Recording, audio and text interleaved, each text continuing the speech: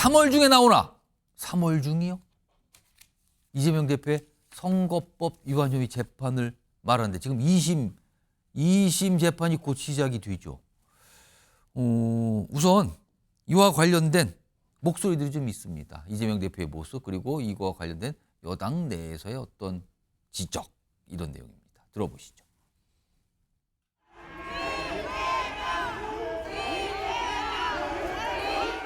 정진석 실장이 제3의 장소나 방문조사 제안에는 어떻게 생각하세요? 지난 기일 때 윤봉길 본부장과 신란이 있었는데 어떤 입장이십니까?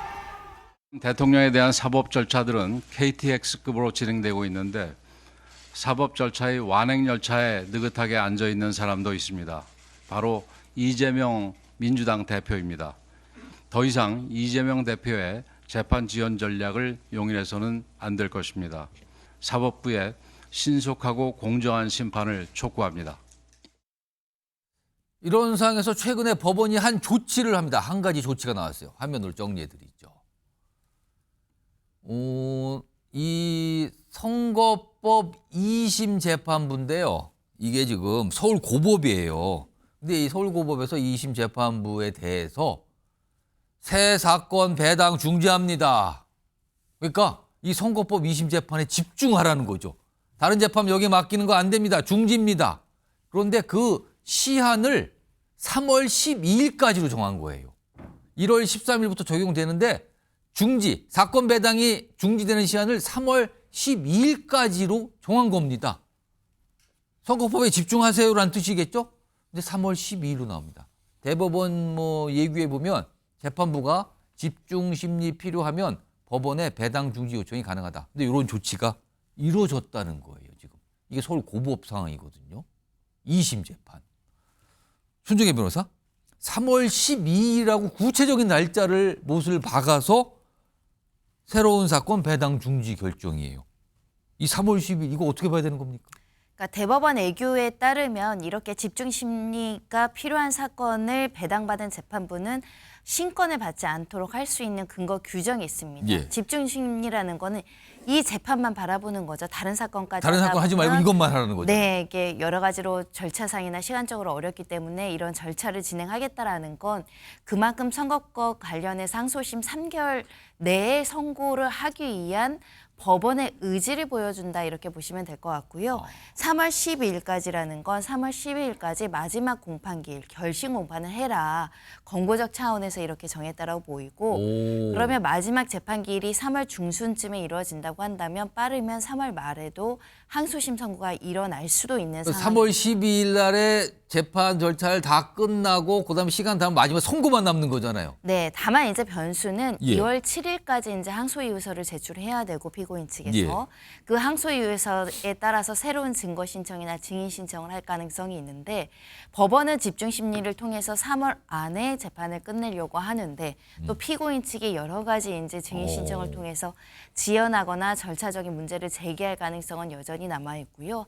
법원에서도 선거법에서 6개월, 3개월 이렇게 정해놨지만 이게 지나치게 오랫동안 재판이 진행되면서 오히려 너무 사문화된 거 아니냐 이런 지적에 따라서 이제는 신속하게 하겠다. 그리고 이렇게 새 신권을 배당하지 않음으로 인해서 이걸 꼭 지키고 말겠다라는 강력한 의지를 이번에 내세웠다라고 보입니다. 가능한 한 633. 그러니까 앞에 1심은 6이고 2심보다 대법원까지가 33인데 이 3을 지켜야 된다. 약간 이런 의지 아니냐 이렇게 해석을 된다는 건데 최수영 평론가 네. 지금 이재명 대표 선거법 위반 혐의 2심 재판 첫 재판이 이달 23일입니다. 그렇죠. 근데 3월 12일로 지금 다른 사건 거기 주지 마세요. 네. 중지입니다 한 거예요. 그렇죠. 3월 중에 상식적으로 봤을 때는 3월 중에 나온다고 봐야 그렇죠. 될까요? 그렇죠.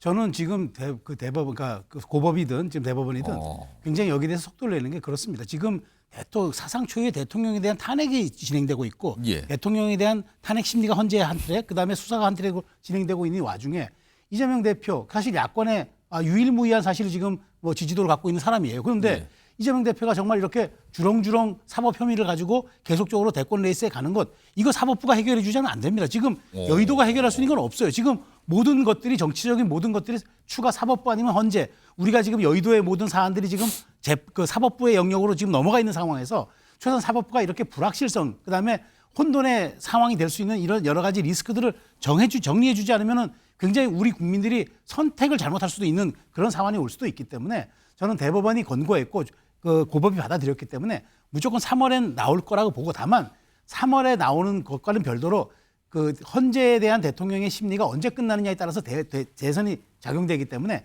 대법원의 판단까지가 어떻게 될지 이게 최종 변수가 될 것 같은데, 어쨌든 대법원의 2심의 판결 날짜와 그다음에 윤석열 대통령의 헌재 그 판결 날짜가 어느 정도가 될 것인가가 지금 5월 전국에는 가장 큰 변수가 될 수밖에 없죠. 3월 12일이라는 날짜가 나왔어요. 정기란 교수님, 혹시 이재명 대표 쪽에서는 또 선고를 좀 가능한 늦추려는 그런 의도를 갖고 있다고 봐야 될까요? 글쎄요, 뭐 국민들이 다 지켜보고 있고 예. 또 대법원 고등법원에 대한 어떤 이 판결 사법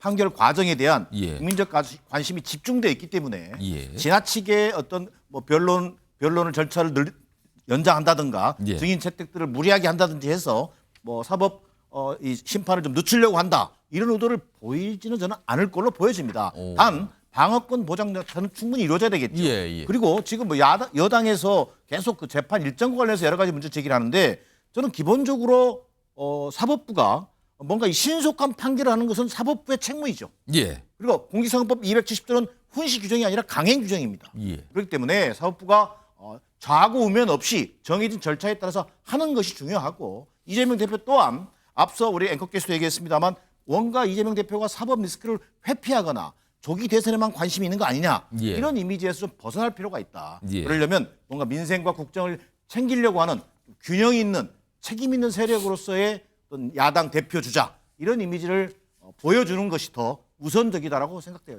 요거 최수영 평론가 짧게, 만약에 3월 중에 2심 선고가 나온다고 네. 봐야 보신다 그랬잖아요. 네.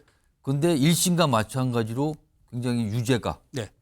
확정, 그 2심도 유죄로 나온다면 그러면 이게 정치 상황이 어떻게 되는 겁니까? 저는 민주당의 균열이 가속화될 거라고 봅니다. 왜냐하면 지금까지는 이재명 대표의 리더십이 강고하게 작용하고 있지만 예. 2심에서 유죄 판결이 나온다는 건 대법원은 사실상 서류심이기 때문에 거의 그대로 가야 된다고 보거든요. 그렇다면 실질적으로 대선이 어느 시점에서 치러지냐도 중요하겠지만, 설령 대선이 치러져도 그렇게 무거운 혐의를 주렁주렁 달고 과연 국정을 운영할 수 있느냐? 여러 측면에서 아마 상당한 균열이 나오는 그 트리거, 방아쇠가 저는 될 거라고 봅니다.